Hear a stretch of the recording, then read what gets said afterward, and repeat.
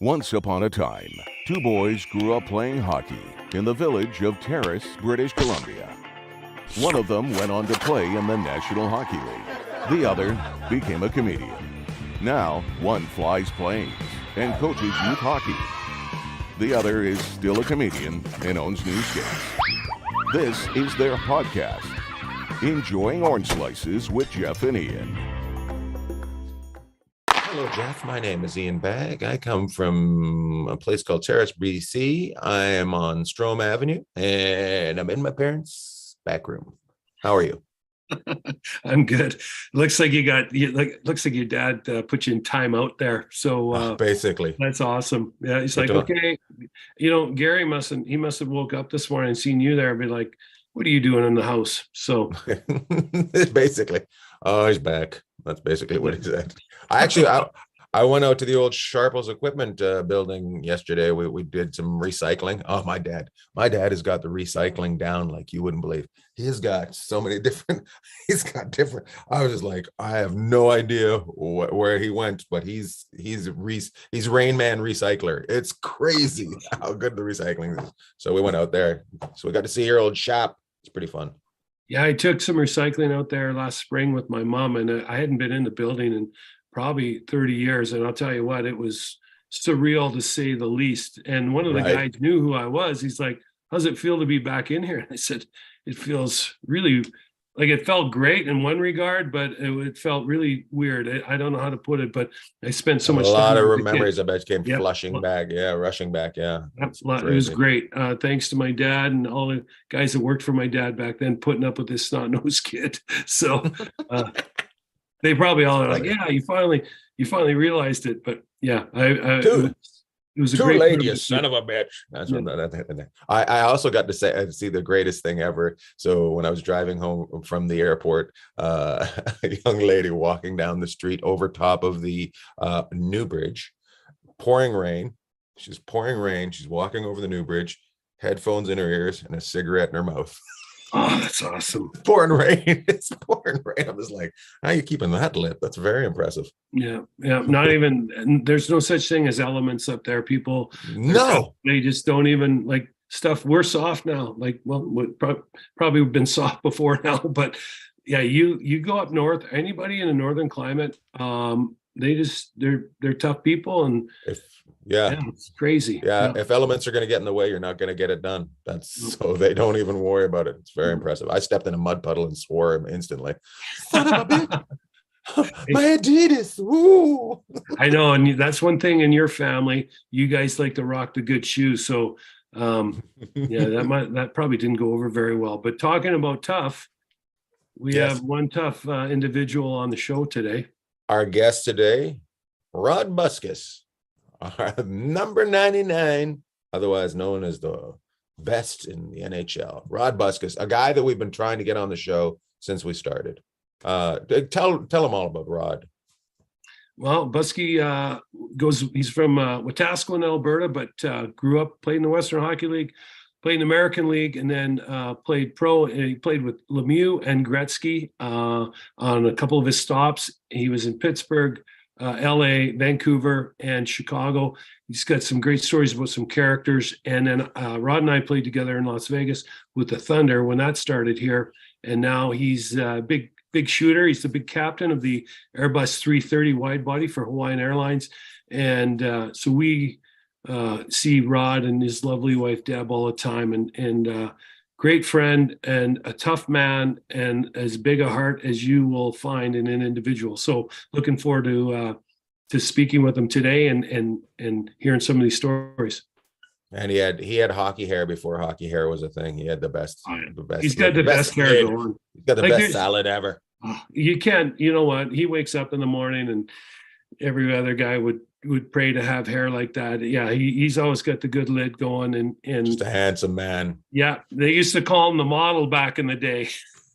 Did they really? Is that what they? Oh yeah, that's what they call him in Pittsburgh, the model. So the model. Yeah. Yeah, and then he was a tough guy too, though. But he was also a tough guy. The model was a tough guy. People that know fall hockey knew Rod was tough. But one of the things that he's a lefty, and anybody that's ever been in a fight looking for a right hand, he'd be hitting you with lefts and putting you down. So I got to see it firsthand, and very impressive. But one thing about Busky, and I say this about Derek England too, and we'll try and get Eggy on one day, but people look and they go, "Oh, those guys were real rugged players." But Rod was a really, really good skater, and compared to Eggy was a lot better skater than people thought. And both these guys could hit, but he could shoot the puck and pass the puck really, really well. I mean, in today's game, teams would be begging to have guys like Busky, 6'3", great skater, and he was known for making sure that the piece was kept out there for a lot of his career, but he could really play too. So he didn't give Peace a chance. No, he never did give Peace a chance, and he wasn't there to talk. Let's just put it that way. He wasn't going on the ice for a chat. Oh my God, lefties are you learn about lefties when you wake up without throwing a punch. Or if you've ever played baseball and you had a left-handed pitcher throw it to you, well, that's like trying to fight one too, because you have no idea what you're doing. Yeah, you're just like, oh, I'm just trying to live. It's a big show. We'll get going to it. Obviously everything's changed in Vancouver. We're not going to talk about it anymore. I'm trying not to buy any merch. I went and seen a basketball game the other day. I'm changing sports completely now. I'm so mad at my Canucks. Everything's tipsy turvy right now in Las Vegas. They've been losing a little bit, huh? Yeah. So I got thinking about this the other day, and then we'll bring Rod in here, but got thinking about this the other day. So everyone was all over the Oilers at the start. Oh, they're soft. They're this, they're that. Now they've run off 6 in a row and they're climbing up. They're in third place, only a couple points at a first. People in Seattle, and I'm just talking about the Pacific. There's been every team, Calgary. Oh, Calgary's not going. What's wrong with Colorado? All these teams are slowly working their way into the mix. And Vegas got off to a great start, and now they're kind of going through that time frame where every team does it, where you're like, oh my, what is going on around here? They lost Arizona the other night. Ups and downs. Yeah. So they've lost to one of the worst teams in the league the other night. And I like Arizona. I think they play hard, but obviously you look and go, hey, you guys should be beating them. But they're this week they're in New Jersey, the Rangers, and the Islanders. And 3 tough ones. Yeah, it goes from the bottom right up to the top. So we'll see what they do. But Vegas seems to be the team of the Pacific right now, along with Vancouver, who's languishing. But there's a lot more been going on in Vancouver season than Vegas. They've had a pretty good go so far, so they got to right the ship. No trades the trades. I think it's 6 weeks out from the trade deadline, right? Is that what we're about 6 weeks? Yeah, it sounds like people are sharpening their pencils now, trying to put down on paper what what these teams are looking for and whether or not they can pull the trigger. You're going to look, and I think anybody big getting moved, you're going to see 3 teams involved, which would include someone that has cap space like a Chicago, a Arizona, maybe a Columbus, where they take some money on and they get some assets in return. So, there's talk about Bo Horvat being moved, Patrick Kane, maybe Jonathan Taves, these big names. Look for a third party to be involved to help facilitate these trades. And I see some players leaving San Jose, to be honest with you. I think San Jose is going to rebuild hard. So get ready to watch some guys walk away from there. Anyways, let's get to our interview. Our interview brought to you today by superdeker.com. Go on there.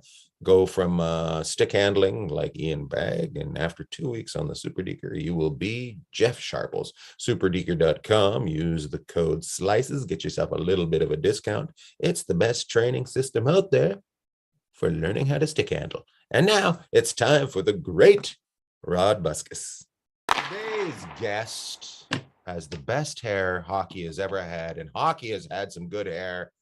He lives in Vegas, but he's from Alberta. He flies planes. Sometimes he's in Hawaii. He's the toughest man to come out of Alberta and not own a car. Please welcome Rod Buskas. I have no idea what that intro was. I apologize, Rod.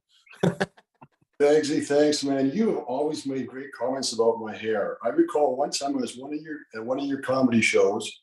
I got up halfway through to go to the restroom or get a beverage. I'm not sure which one it was. Beverage.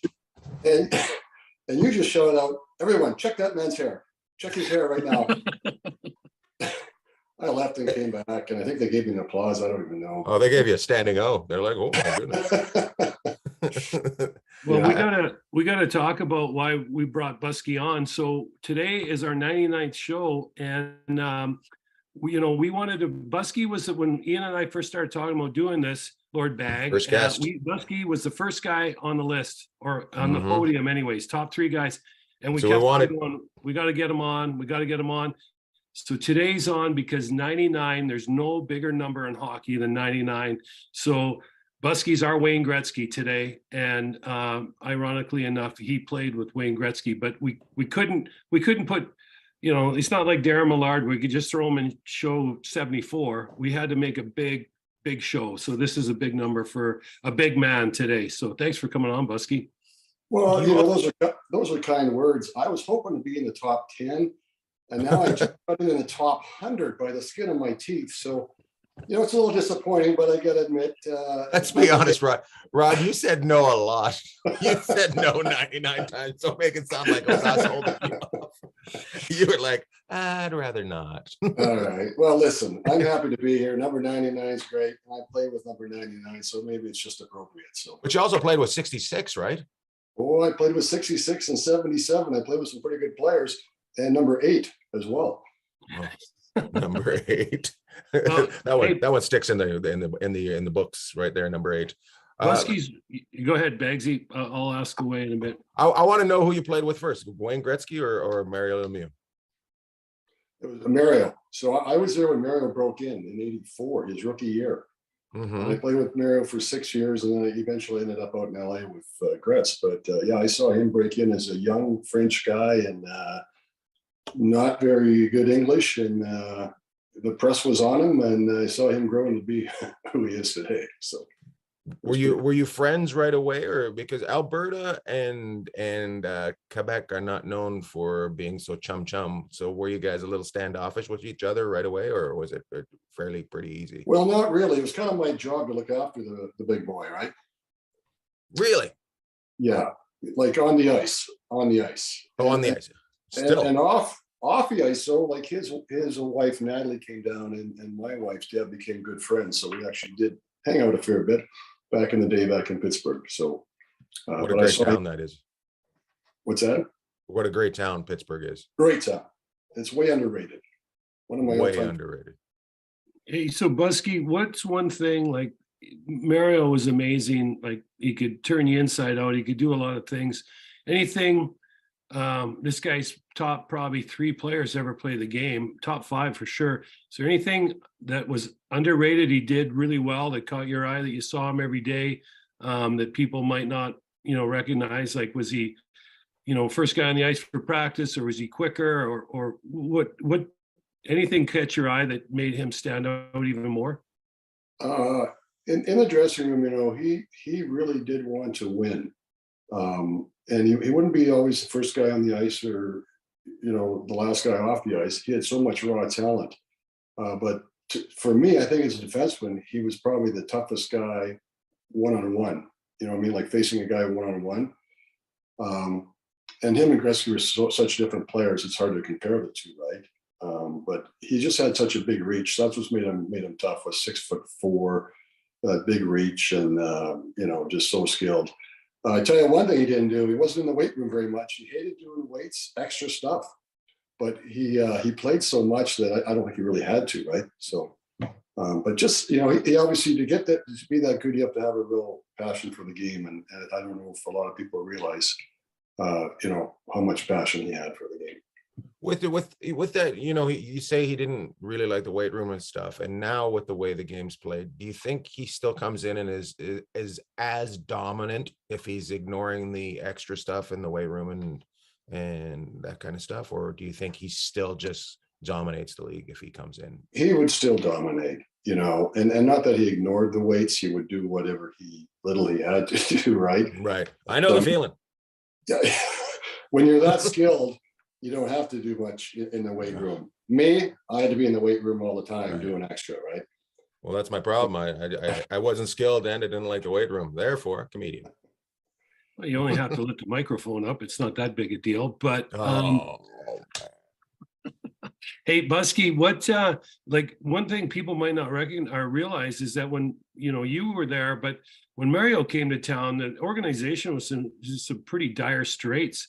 So he kind of helped. I mean, it's one of the premier organizations in the league today because Sid's kind of carrying the torch since, but he came in and basically put that city back on the map and put that organization back together, didn't he? And then Yager wasn't far behind him.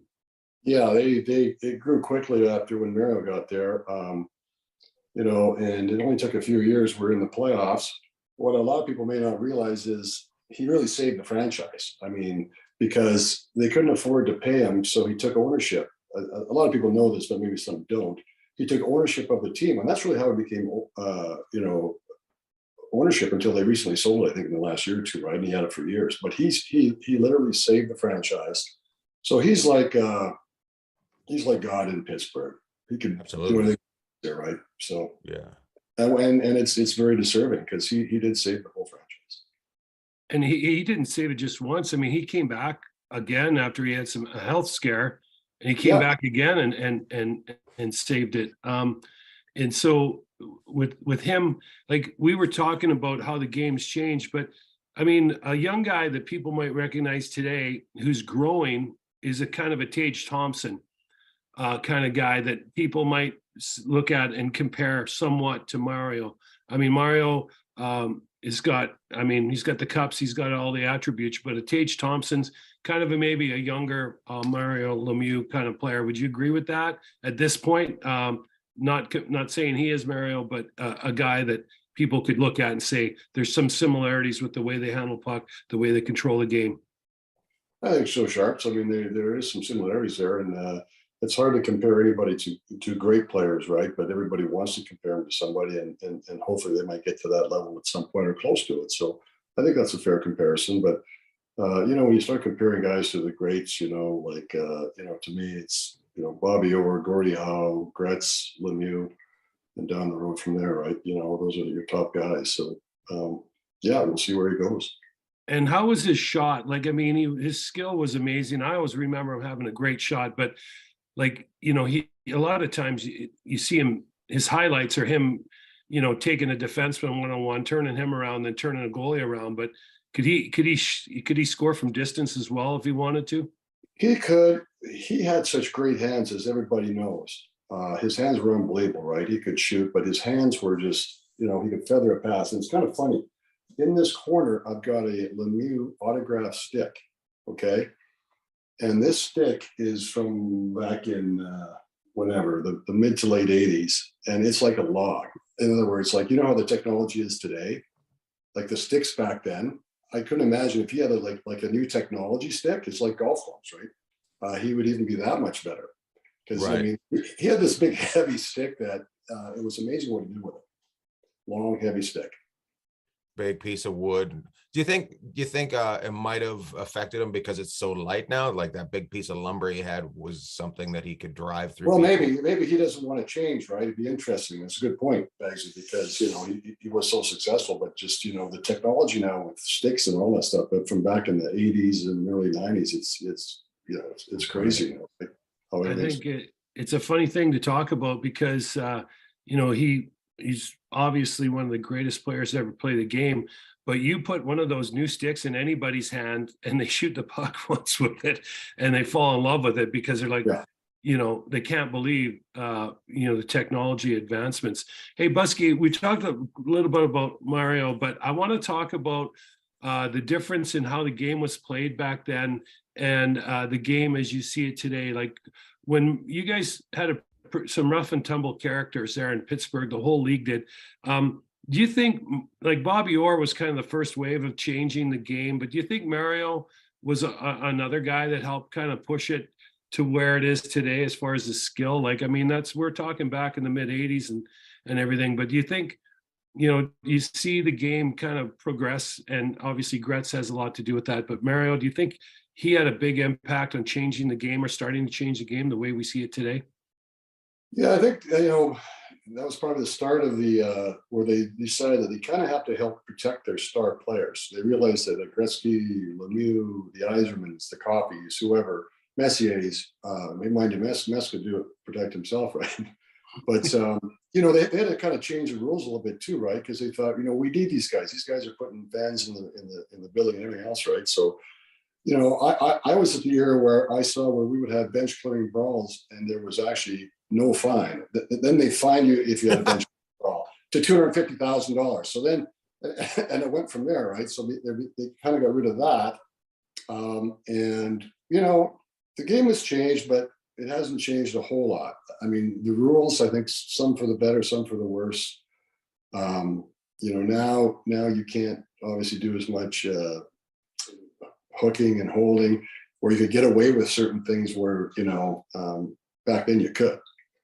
But anyway, to your question, Sharps, I think that, yeah, it was probably the start of where the rules would change a bit. The game had maybe changed a bit, right? As far as skill. So I want to talk a little bit about, you and I laugh about this all the time. We always hear now he's got a good stick.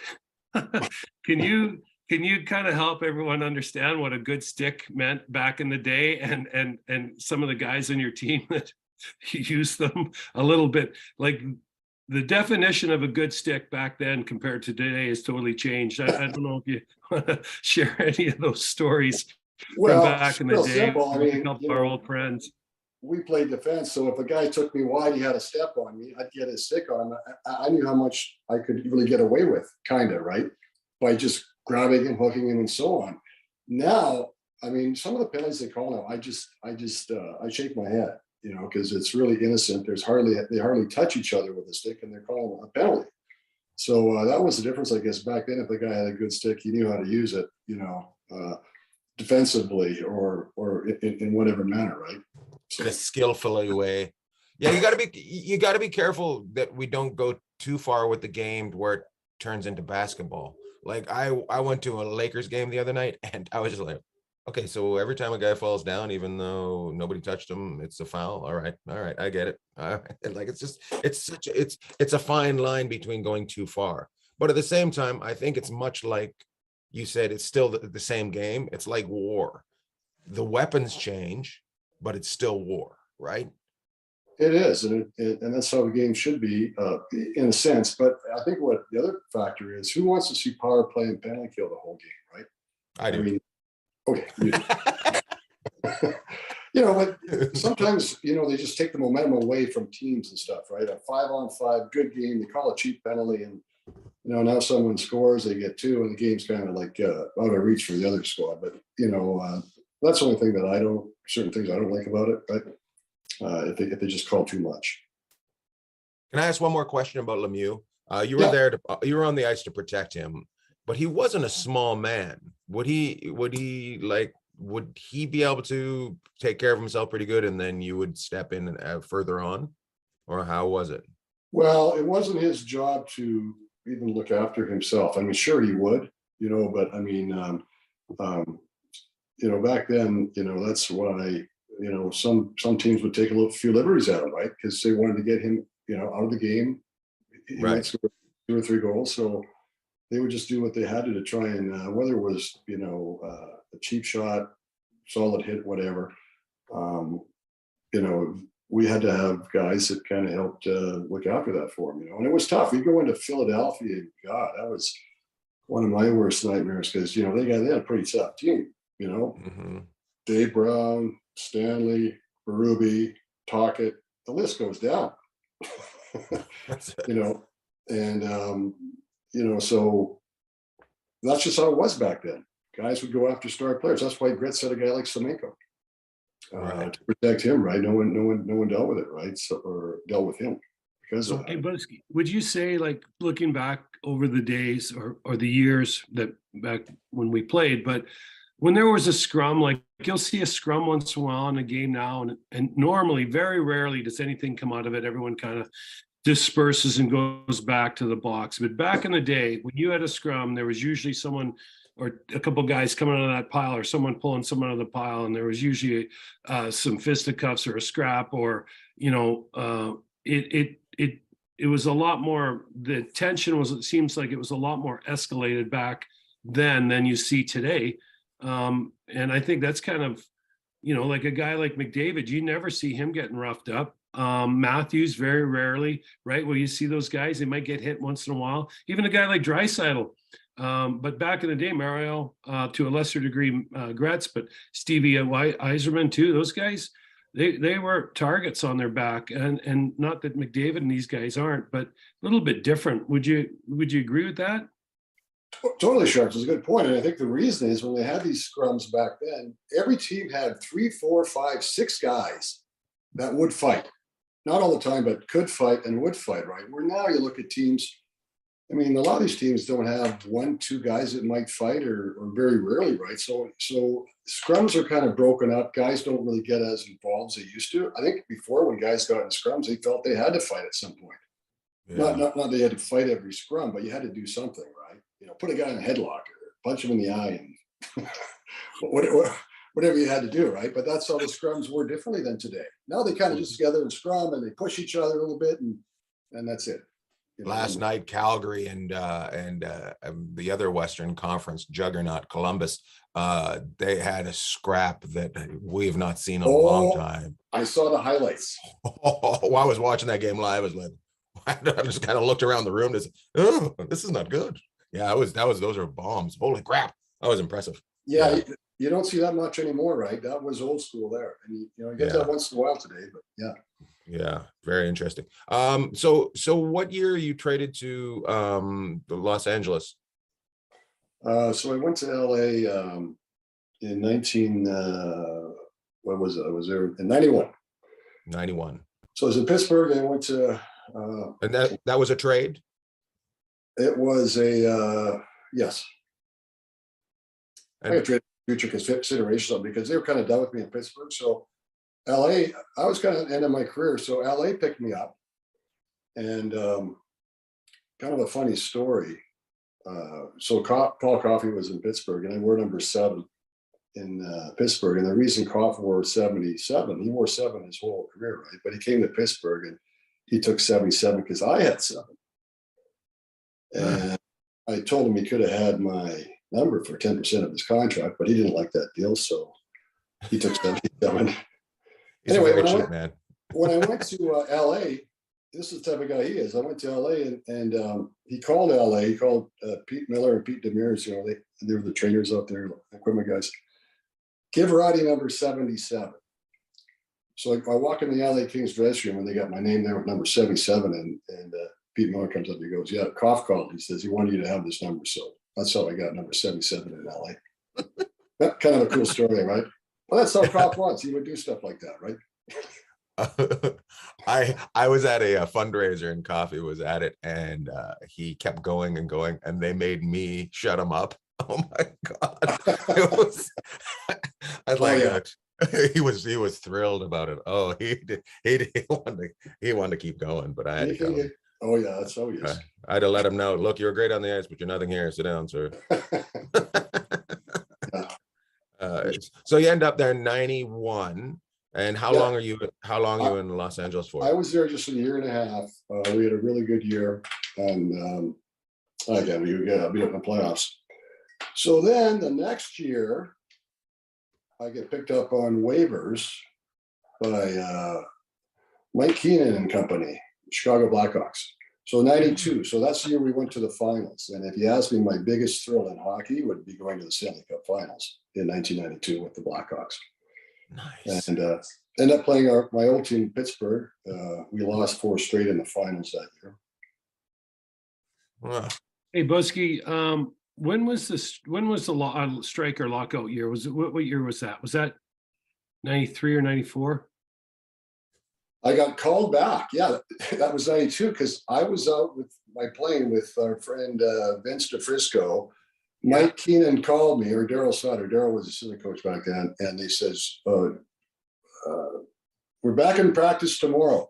And we were stuck in I can't remember, somewhere in Nebraska, right? Overnight, flying my small plane back to Chicago because we were locked out. Anyway, they settled the dispute, and that was the year we went to the finals, and that's why it went really late, like late into June, I think, because of the lockout, right? That we were out for 3 weeks. But Steve Larmer was our player rep, and he said, "No, go ahead." He says, "I don't think we're going to be back playing this year." And it turned out we did come back to play, and we went to the finals, which was kind of cool. Worst union rep ever, Steve Larmer. So we got to ask a little bit. We don't want to go by LA without asking about Gretz and what he meant Never heard of him. to the game. And Ian's trying to look in his Rolodex to see who it is. But one of the things that's unique in Busky's career, among many things, is he got to play with Mario Lemieux and Wayne Gretzky, the two greatest players of our time that when we were in the game, and there was a bunch of them. Tell us about how he changed the dynamic. And I mean, you were in Pittsburgh, Steel City, right? Blue collar town. All of a sudden you come out to LA and you got Gretz, and he's just turned that city on its head. And the Kings are all of a sudden a big deal and they're winning. What was it like being out in LA back then and being a part of, Gretzky really introducing hockey to Southern California and basically pushing it towards the desert Southwest as time went on, and Northern California again? Well, that's a good question, Sharps. And it's really, when I think back, I kind of get goosebumps because we played at the fabulous Forum. It was electric. That's the only way I can say it, electric. Sold out every night. Celebrities in the crowd everywhere. Celebrities in our dressing room down after the game, Sylvester Stallone, Candy, a number of these guys, Kurt Russell, all these guys would be hanging around. We had our own private jet, which was unusual back then. Bruce McNall was our owner. He was the top owners of the NHL. We just kind of threw money around, for hockey back in those days. And Gretz was there. He came there and just made it exciting. I mean, it was crazy. And the Fabulous Forum was really a cool place to play.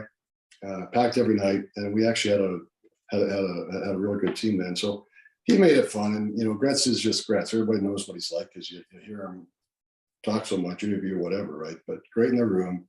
Everybody knows what he's like on the ice. So he really, I think, was critical in growing the game in the South.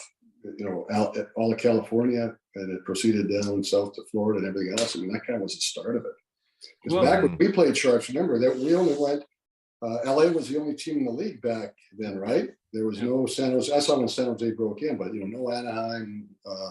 Florida came in the league, I guess, but it really grew from. Well, hey, Busky, maybe talk for a minute about having people around the dressing room, because one of the things that's the sanctuary for the hockey player is the dressing room. But in LA, right?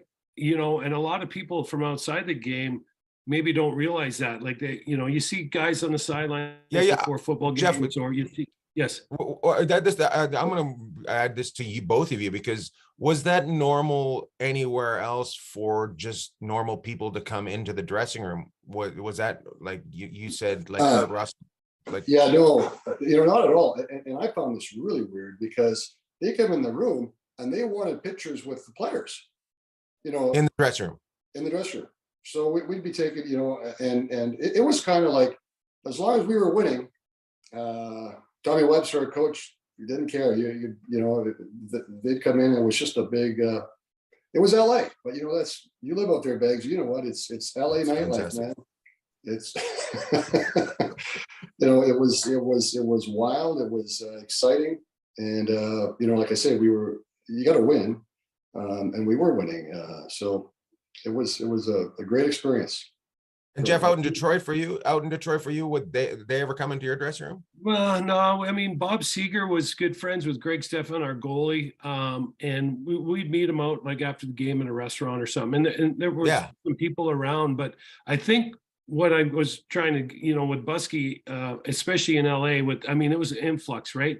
Because Gretz brought the celebrity out to the game, but Gretz has brought the celebrity and changed the way we operate in the hockey world now. And I think it's much, much better that way. But I think, and I wanted to get Busky's take on this, the trainers control the dressing room. They keep all of the outside noise away from the players. The trainers, that's their castle. And they want to make sure that all the players are taken care of. Coaches, they'll limit stuff too, but the trainers know everything. They know everything that's going on.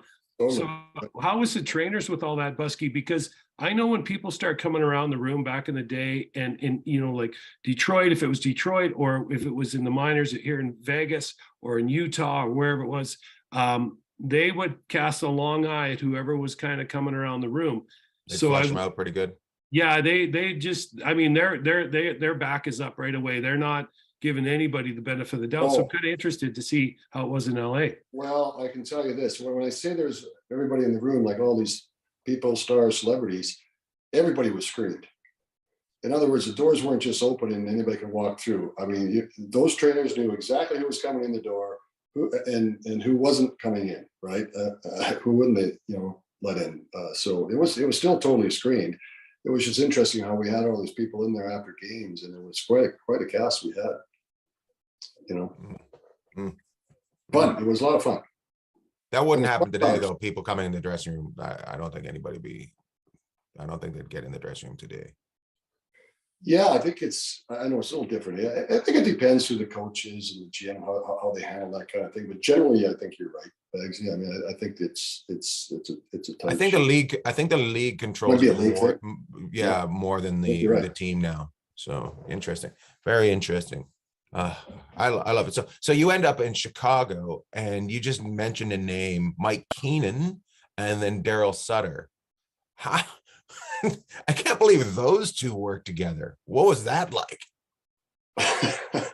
We don't have enough time on this show. Oh, it was. I mean, you know what, Mike and Daryl, I like both those guys. It was interesting playing for them, though. I tell you what, it was a very strict dressing room. You put it that way, right? And sitting in the dressing room wondering where Goldie Hawn is. Then Daryl. Yeah. Daryl, I was thinking about this the other day. Daryl is still coaching, right? This is 30 years later. I was there in 92. It's 31 years later. Well, he wins coach of the year 30 years later after that, right? So he has figured out a way to kind of change a bit into the, the new hockey, the new group coming up, the mentality of the kids versus back when I played. Everything's different, right? The generations, I guess is what I'm trying to say. Players are treated a little bit different than back then. I'm not sure some of the players today could handle some of the stuff that, it was just different back then. Coaches could do and say whatever they, whatever they like pretty much, to a degree. I think it's interesting, like for anybody that would be wanting to kind of see Daryl, like, I mean, back when Busky played for him, or back when he was a younger coach in the league, and some of the ways he handled people is, strict would probably be a fairly soft word to describe how he coached. These guys were hard guys. Now, if you want to kind of see how he's changed a little bit or not, they just brought some young guys up into Calgary, and he hasn't lost all his edge. When a kid played his first game in the NHL the other night, and Daryl basically blew off the questions about him, like, he was a non-factor, and you can just look on sportsnet.ca to kind of look up the Flames, and I think it's Eric Francis that writes for them up there, and look at how he's quoted, to this day, even he's still got that edge. But Busky's right. He's been able to kind of keep reinventing himself while still keeping that stern kind of way he operates, and he's had a lot of success, and it looks like Calgary is kind of now turning the corner again and becoming the team that everyone thought they'd be this year, and that's pretty amazing for a guy that's been around as long as he has. I think it's really amazing that he can handle the adjustments in the game over the last 35 years, and to your question there, Beggsy, I mean, I got a ton of respect for both those guys. They're great guys. I didn't agree with everything, how they handle things with different players maybe in the room, but I was just a player. They're the coaches, and they have both been very successful. So, but they were quite a pair. They're very similar in their ways, and maybe Daryl got a lot from Mike or vice versa, right? But it was interesting, and we went to the finals that year, and that was quite an experience because we had won every game. We had not lost a game getting to the finals, and then we lost 4 straight. They were close games. I remember it was game 2, for example. We were up, I think, by a goal, and Jaeger undressed about 3 of our players, went in and scored a goal to tie it up, and they went in overtime. And then, the series can shift really quickly, right? So anyway, that's my memories of a long time ago. But I can still remember, so that's a good thing. That's the best part about it. I do have a question when you go about you, both of you, to both of you about coaching. Do you feel that the coaching style has changed a little bit because of the money that's being spent? Whereas before you weren't spending as much money, so you could just replace somebody, no problem. And say, oh, you don't like it, move on. Whereas now you're in for millions of dollars. So you're gonna figure out, okay, what do I do with this guy? Do you think that has anything to do with it? Well, I think it has something to do with it, Bagsy, for sure. I mean, now it's always been a business. It's more of a business. It's more of a big money business, right? How do you treat a guy, for example? You got to be kind of careful as a coach. And money shouldn't make a difference, but it does. Back then, I remember Chris Chelios in Chicago. He was probably the highest paid player, making around $700,000 a year. Well, now these guys are dealing with players making $8, $10, $12 million a year. They're the franchise player. So I think you got to think twice before you maybe yell and scream at them or whatever, or treat them however, or tell them this or tell them that. Right? I think it has something to do with it, personally. I think looking back, I thought Busky, I think Hood showed me the piece of paper. I'll have to see if I can find it on my phone. I think I took a screenshot of the Detroit Red Wings payroll, I think in 1987, 88, when we were both in the organization, was just a shade over $3 million that year. Okay. So, and now, I remember Dave Barr talking to me and he was hoping to get a $15,000 to $20,000 pay raise. And you're talking about going from 115,000 maybe to 135, right? Now those numbers are just eclipsed by the men in the league, I think, is 750. But the change of the players' power, to answer your question, Ian, is look at Matthew Tkachuk. Matthew Tkachuk had a year left in Calgary, and he was going to become an unrestricted free agent. And basically told them, I'm not signing with you guys. And they had to move him to Florida. Now they got a great haul back for him. But that just goes to show you the difference. Let's just look at a guy, we've talked about him quite a bit. JT Miller in Vancouver, not having the greatest of years. He's got another 7 or 8 years coming, and he goes up to what, $8 million a year next year. These organizations, they can't just, they're not expendable like they used to be when we back when we played, and they could bury in the minors or they could do whatever they wanted to you. The players have a lot more. And I think the coaches have to be really cognizant of that, I don't, I don't know how you get on a guy that's making $9 million that's not back checking or not, not hustling off the ice in the change.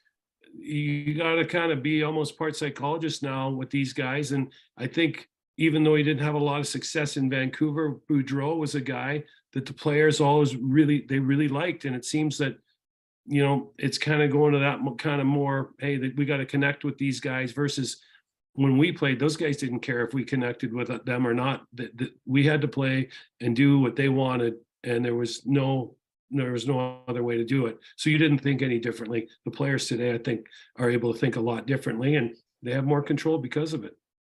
Totally, sure. So the threat back then was, they would they could send maybe half a team to the minors, bury you, right? Versus now these guys are making huge money, and a lot of guys have no trade clauses in their contract. So, you got to be careful how you treat these guys, I guess, right? Or a little bit more sensitive, I guess, is the word, how you treat some of these players versus not. Yeah.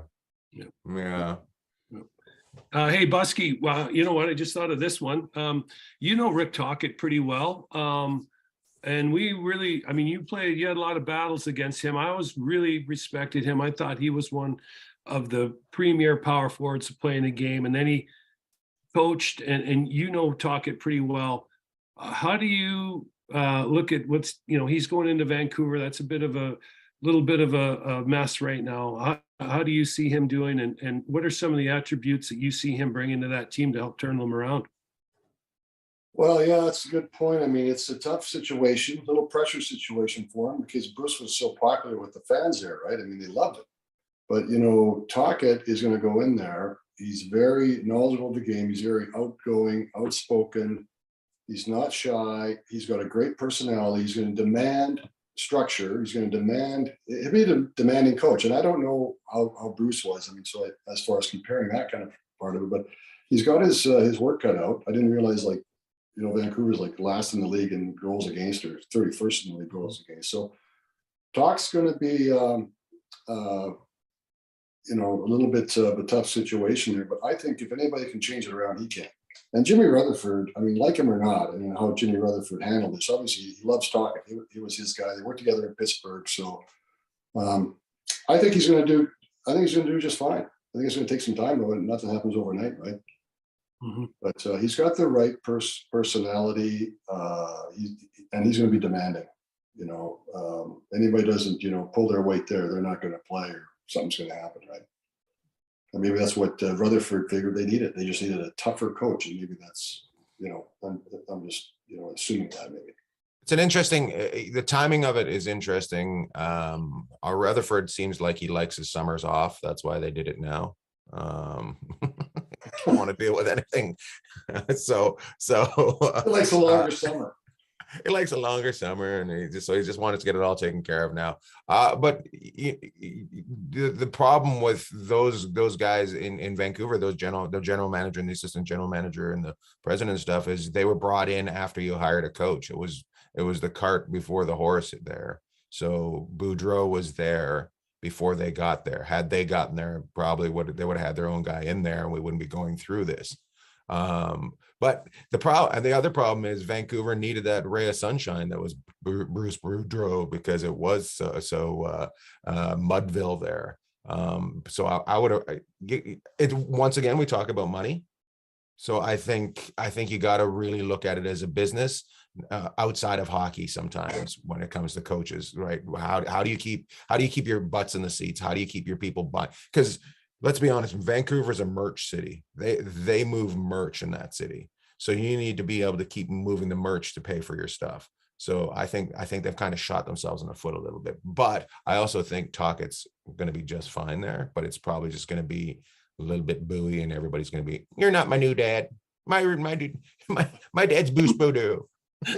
Yeah, if anybody can handle the pressure, it's Talkett, because and there's going to be some pressure there to win, and with the situation that how we came in there, right? But I saw a picture this morning. Someone sent me that Vancouver's paying. They had the picture of all three coaches, right? They're still paying from before. They're still paying Green. What's that? They're still paying Green. Green, yeah. So they got So that's a lot of money they're dishing out for coaches. Yeah. Hey, Busky, before we get wrapping here, I wanted to just talk, because we're in Vegas here, so people might or might not know, and they might or might not care, but Busky was the first kind of led the charge of the local Thunder alumni and the retired NHL players back in the day. He was the first guy to buy a house here and basically put down roots. Quinter was there too, but you were the first guy. What do you see, and your kids came up through minor hockey here too, so I know we could cover a lot of bases with this, but living in Vegas, you were grassroots with the Thunder when we came together, and then you had Blakester go through minor hockey. You coached minor hockey for years. You sent some kids on the NHL, and Jason Zucker, Michael Chason went and played college hockey at Michigan, and there's some others.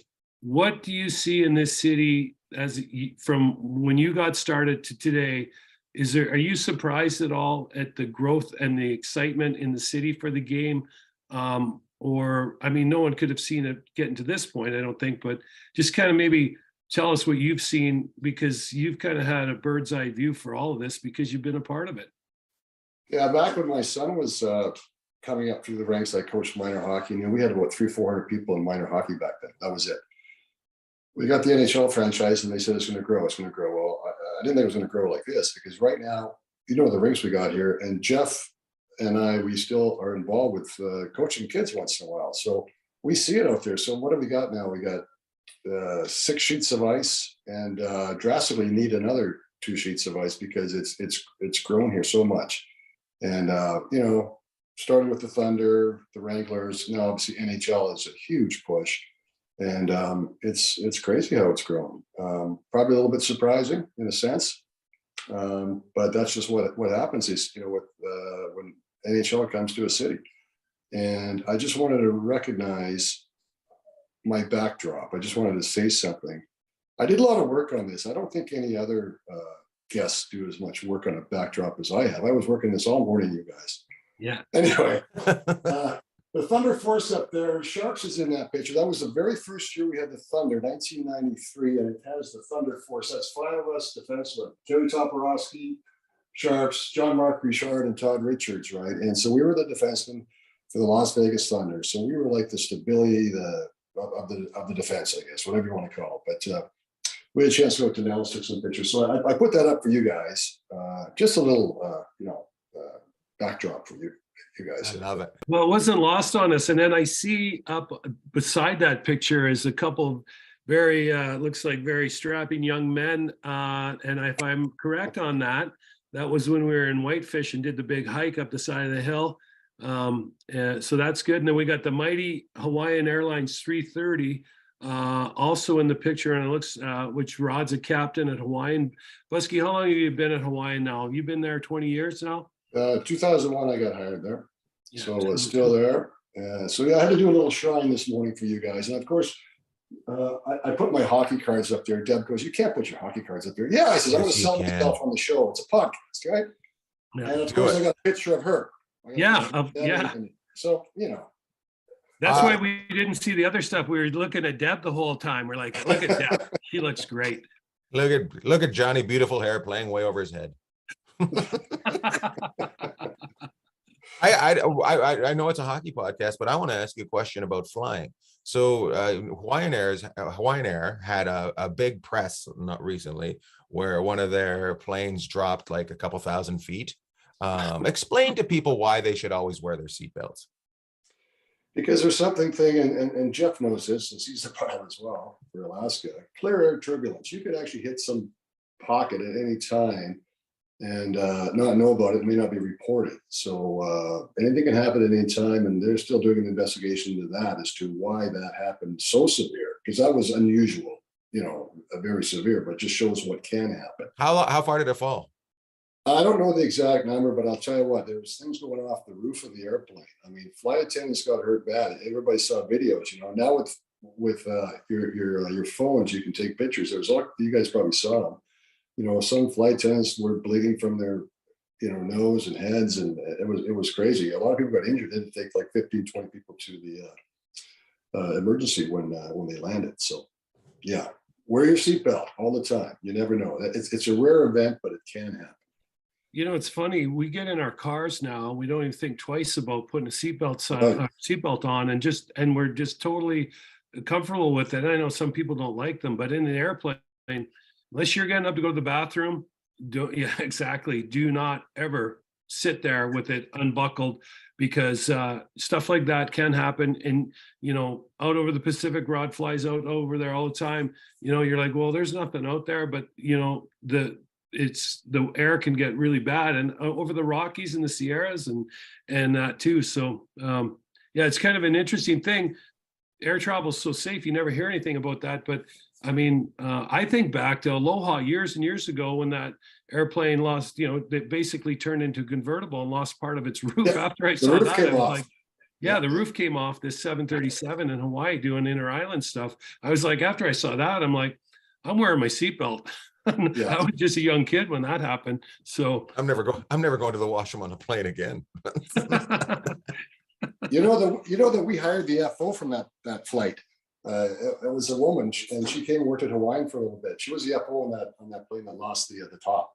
The top came off. But with our event, You ever get to talk to her? not about that. That would have been so. She must have. Oh yeah, she Yeah. would have. Yeah, I never flew with her like that. if you're ever wondering about the structural integrity of a 737, you saw it there. The thing still stayed in the air, and they got it on the ground. I think in Maui, didn't they land in Maui or someplace? Yeah, I think So- so, yeah. Just And finished two more islands that night. Got everybody home. That's what counts. I love it. I love that we can just take a hockey podcast. Let's talk about flying. Oh yeah, we're versatile. It's a versatile podcast. You got to be able to move. You got to be able to flow. I love it. You're when you were a kid, just in Alberta, did you ever think any of this was possible? Like, you've had quite the life so far. No, yeah. I've been very fortunate. put it that way. And I've got to where I have, I think, more through luck and passion. You know, I always tell people you can do whatever you want, you know, because we played hockey for a long time, made it to the NHL, then I wanted to fly airplanes, and I'm, you know, doing what I'm doing now. So I always just say, you know, anything's possible if you want to do it. And, Right. you know, You never know. you Hey, just Busky, never know. before you go, you got to tell everybody though, they might not know this about you, but you were a counselor as a young man, but now you've diversified from being a counselor. Now you officiated Blake and Angelica's wedding, your own boy's wedding last summer in Montana, which is pretty special thing to be to have on your in your life as well. Yes, good point, Sharps. So they got married outside, and they asked me about, I don't know, 2 months before. And first I thought, I can't do that. But then I thought, well, maybe I should try. So I had to take a quick course, and I was the officiator at their wedding. And it was That's awesome. it was pretty cool. It was cool to do. And it actually went pretty well, too. It actually went pretty good. So while we're talking about my kids, I was instructed, you guys, I got to give a shout out to my daughter in Norway. Yep. Oh, Be tuning in. So shout out to my daughter, Paulina. Hey, where in Norway is Paulina? She's way up north going to school. She's taking her master's in way up north of Oslo and I Bergen. love it. I love Hey, it. and before- I've been over there and Have done you been shows. up there? I loved it. I just loved Norway. It was awesome. Yeah, it The was so fjords good. are unbelievable. Like the fjords, the water, and all that. It's beautiful. Yeah, It's beautiful. so good. Well, and you know, we said we wanted Busky to be on 99 because this is the biggest number in hockey, but it's also going to be Paulina's birthday tomorrow. So Paulina, happy birthday. Look at you. Good memory. Yes, sir. And you know what? I Okay. have a feeling she grabbed my phone at Christmas because I went to go look tomorrow at my schedule. It's like got in there like 3 times. Paulina's birthday, Paulina's birthday. It was there. So I had to laugh. I was like, okay, I'm going to text her and say happy birthday, but now we can just do it this way by what a gift, having her dad on the podcast. And the biggest one It's we've all done. coming together. Yep. I love it. When you officiated at the wedding, did you do it? Did you use a really shitty sound system and kind of mumble it like you're on a plane? If you look on the left side, there's my boy. If you look on the right side, there's a Just girl. kind of mumble. Well, yeah, you know what? I thought it went well. Maybe it didn't go that well. I don't. I'm sure it went fantastic. I bet you it was a wonderful time. Great family, great hockey player, great pilot. If you can play hockey with him, play hockey with him. If you can fly with him, fly with him. Rod Buskas. Rod is Thanks, just a guys. nice man. Just a nice man. Just a nice man. And what a young kid from Wetaskiwin. Isn't it cars are cheaper in Wetaskiwin? Isn't that the saying they say about that place? Yeah. Well, his brother-in-law is married to his sister, Gail, runs a Ford dealership there. No way. Yeah, he does. So go up there. I can't remember the name of the dealership. It's a Ford dealership outside Edmonton and probably in Wetaskiwin. And yeah, so Get yourself some cars. but yeah, so That's what's awesome. funny about Busky? I tell a quick story. We go way back now, obviously, but he's got some great lines and he's very direct when he talks. And one night we were having a great time, and he said something, and the music just stopped, and he goes, sometimes you just have to be blunt, Jeff. So he can be very blunt when he needs to be, when he's had enough. It's funny. So I was say, Busky, you can be very blunt when you need to be, but a great story, great career, and now he's moved on and in aviation. And he's still giving back too in the local community here. He works with the Little Knights, the Junior Knights program. So they have a learn to play in Vegas and all the NHL cities, which and Rod gets out and volunteers with that. So it's pretty cool. And he was talking about the ice time in Vegas. I mean, every city probably needs more, but Vegas is in a real need for more ice, because he talked about 300 or 400 kids in minor hockey when he was helping out. I think there's like 700 to 750 just girls alone in minor hockey right now, never mind how many boys there are. So it's pretty crazy. I'm guessing the numbers are probably up on well into the 3,000 or 4,000 now. So everybody pray for ice for Las Vegas. Yep. Yeah, for sure. Put your thoughts and prayers in for ice in Vegas. They really need it. No, no, no, no. I want to talk to you about Jesse Puviarle. Is that Mhm. in Edmonton? Let's just. I think I've ruined his name completely. Just so I've been keeping an eye on him because he's not fitting in Edmonton. He's kind of struggling quite badly, but he's kind of what we're talking about earlier about financially they're stuck with him, right? Mhm. Mhm. Do Yeah. you when you watch him, does he just not is he hockey dumb? Like he's really good, but he's hockey dumb. Like there's something missing, right? Yeah. Well, you know, it's kind of funny because right now in Edmonton, I was talking to my nephew about it the other day. The first 43 games or so, and I mean, there's more than two guys in Edmonton, but the What? superstars in McDavid and Draisaitl kind of kept that thing going. They Right. got the motor running. And now the last 6, 7 games, everybody's jumped on board. But Puliarvi, he's done a few things too to kind of help get the boat up on plane in Edmonton. But their secondary scoring has been unbelievable, and their depth players have really come to play. Now, talking about Puliarvi, I just think he's a young guy that is just not being able to find his way yet in the NHL. And they're like, well, he plays with McDavid and Draisaitl, and I understand that. And I don't really have a good answer for why that's not working out. But when you don't have, when your mind isn't maybe focused the way it should be, and you're struggling, it doesn't matter who you're playing with. It's just not going your way. And he's asked out of Edmonton, multiple times now. So they're stuck with him because of what he makes. And he'll have to be packaged with someone at some point I'm sure to get him off the book so they can bring in another, I'm guessing defenseman, but maybe they'll get another forward in Edmonton and just go all in on the offense to try and push this thing. But I would say right now, what I'm seeing in Edmonton, and it's kind of, you might want to just sit on your hands if you're him and just get in the back and start rolling with the rest of the team.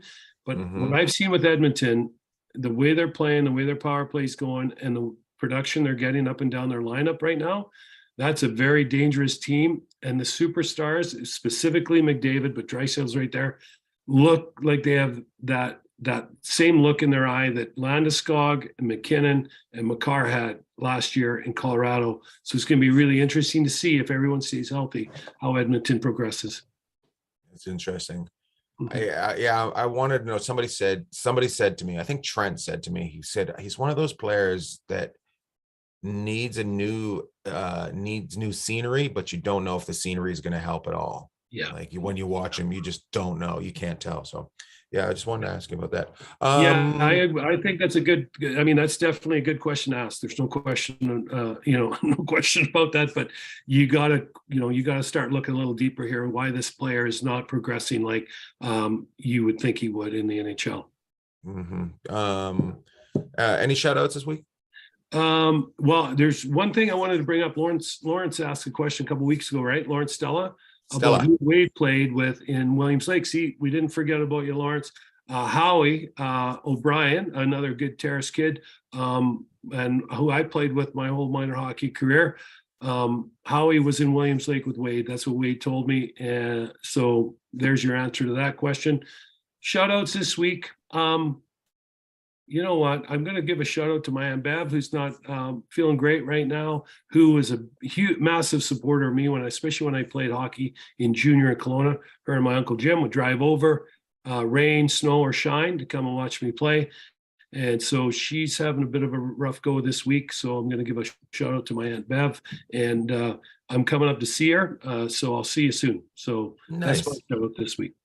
Well, I'm in Terrace because my mom had surgery, but I want to give a shout out just to the people of Terrace for just being so rugged. It's just, I couldn't deal with it up here. I was like, it's dark and it's noon. And I'm like, here.